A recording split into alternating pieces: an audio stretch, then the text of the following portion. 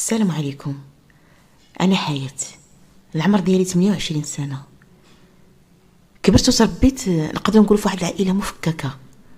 بابا وماما كانوا مطلقين. الاب ديالي ما عقلش علينا، وماما كانت كتخدم بالليل وبالنهار باش تكبرنا وتربينا. حنا بينا 4 ديال الخوت، وحنا الخوت نقدر نقولوا ربينا راسنا براسنا في غياب الاب والام. انا ما كملتش القرايه ديالي، خرجت من المدرسه ومشيت كنخدم في واحد المحل. لا، ماشي واحد المحل، خدمت بزاف ديال المحلات حتى انا ضربت التماره في صغري. واحد النهار كنت خدامه في واحد المحل، تلاقيت بواحد السيد. في الاول كان كيجي بحالو بحال شي كليان، كيتقدى داكشي اللي بغا وكيمشي بحالو. شويه ولا كيجي كيقول لي السلام عليكم. وعليكم السلام، كي دايره العائله. من بعد ولا كيجي كيعاود ليا على المشاكل الزوجيه ديالو. كان عنده بزاف ديال المشاكل في حياته العائليه. هو كان مزوج على برا في الخارج، ولكن معظم الوقت ديالو كيجي كيقضيه في المغرب. ولادو بقاو عايشين مع امهم على برا، امهم ما بغاش تدخل معاه المغرب. المراه ديالو كانت حتى هي مغربيه، كان داير لي بحال الصديقه ديالو، كيجي كيفش عليها قلبه. حتى لواحد النهار جا وهو يفاجئني، قال لي واش تبغي تزوجي بيا؟ قلت ليه ياك لاباس، واش شارب شي حاجه؟ انت راك مجوج وعندك ولادك على برا. قال لي لا راني كنهضر بصح، والله الا راني معاك بالمعقول. حسبيني انا ما مجوجش، انا ما نفهمش مع المرا ديالي. ولادي ديما عايشين على برا، ما كيبغيوش يدخلوا هنايا للمغرب.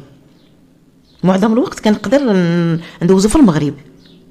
نقول لك واحد الحاجه، حتى صحابي راه قالوها ليا ونصحوني نتزوج. قالوا لي خاصك تتزوج، انت كتجي وكتجلس بزاف في المغرب، تقدر تجلس من 4 شهور حتى 5 شهور، والمراه كتبقى على برا وانت ما يمكنش تبقى هكا تستمر بلا مراه.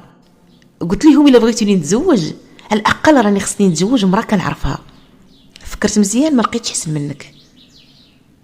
انت وحده دريويشه وظريفه وغتصبري معايا. قلت لها هادشي اللي كتقول راه جاني في شي شكل، عطيني شويه ديال الوقت نفكر، نتشاور مع موالين الدار ورد عليك. بيني وبينكم مشيت ديك الليله للدار وبقيت كنخمم، كنقول علاش لا. السيد لاباس عليه وكيبان باقي صغير، تكون عنده ديك 44 سنه، وظريف وكيتعامل معامله زوينه، غيتزوج. علاش ما نتزوجش بيه انا ونتهنى من هاد التماره ديال هاد المكازات؟ مشيت قلتها لماما. ماما ما بغاتش، تقلقات وقالت لي لا، واش عرفتي اش تقولي؟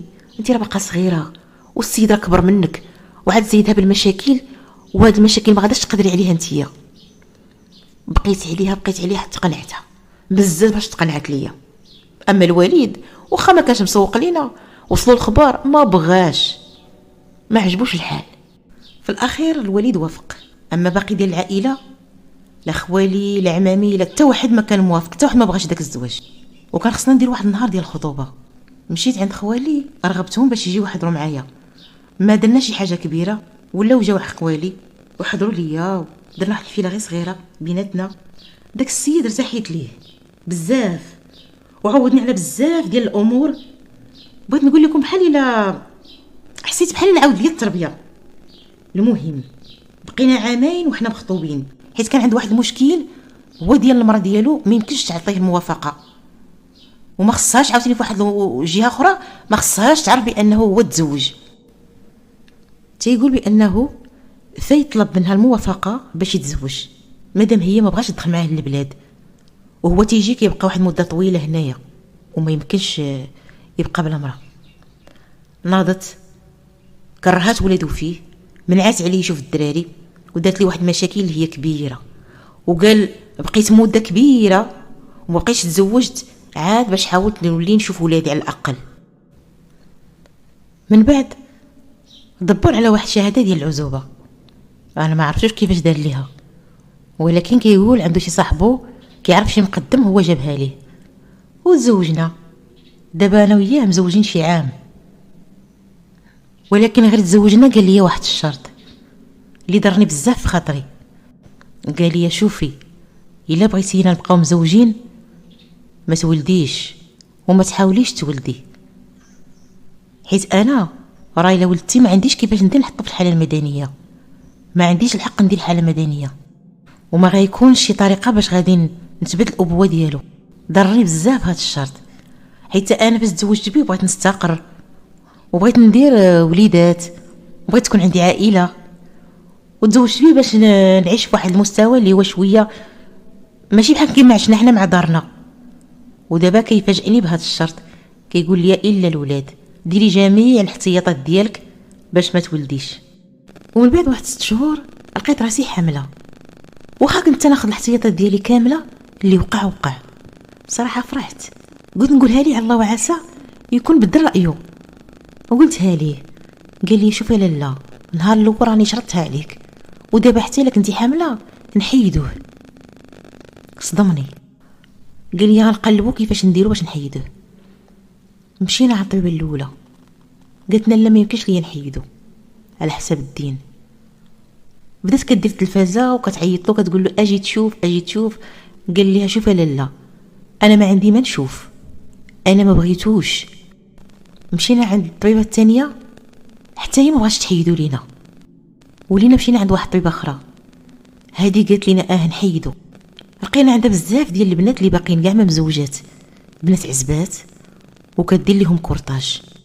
فهمت بلي ان هذيك اصلا هي خدمتها ومولفه كديرها.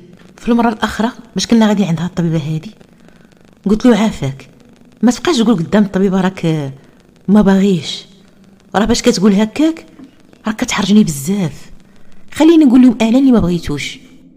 صراحه بيني وبينكم باش كنا غادي في الطريق بقيت كنطلب، كنقول يا ربي توقع لينا شي مصيبه ولا شي كسيده ولا جدنا البوليس باش ما نحيدوش هادشي اللي في كرشي. ولكن انا خفت نخسر الحياه الزوجيه ديالي. عرفتو من حيدناه دوزت اكف السيمانه في حياتي، تعذبت بزاف. ودابا عرفتو ولا كيقول لي كل مره خودي الوقايه ديالك، عندك ديري بحال ديك المره. ولا من راسو مره كيديني للطبيب باش كيبدل لي الدواء. ولكن ملي كنشوف شي مرا حامله كنبقى نشوف فيها، ولا كنشوف شي دري صغيور كنطرمع عليه ونبقى نبوس فيه. حتى ماما مسكينه كتبقى تقول لي امتى غتفرحونا وتولدوا لنا شي وليد ولا بنيته، واش حتى نموتوا؟ حتى انا بغيت نحس بحال اي مراه احساس الامومه، ولكن قضيه الولاد ممنوع نتكلموا فيها منعا كليا. وإلا مشيت هضرت فيها شي مره كينوض ليا واحد الصداع كبير، وانا بيني وبينكم ما باغاش المشاكل وما بغيتش نرجع نعيش العيشه الاولى ديالي.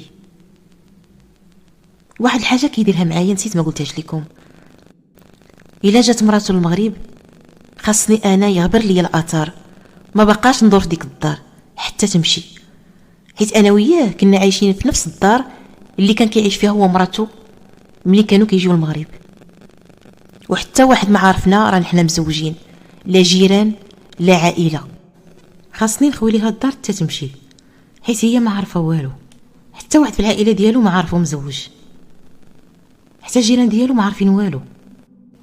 كانت الوقيته اللي كتمشي وكنبغي انا نرجع للدار، ولا الا بغيت نهبط نتسخر ولا شي حاجه خاصني نبقى نتخبى بشويه تندخل للدار باش ما يشوفونيش الجيران يمشيو يقولوها لمراتو ولا يقولوها لعائلته.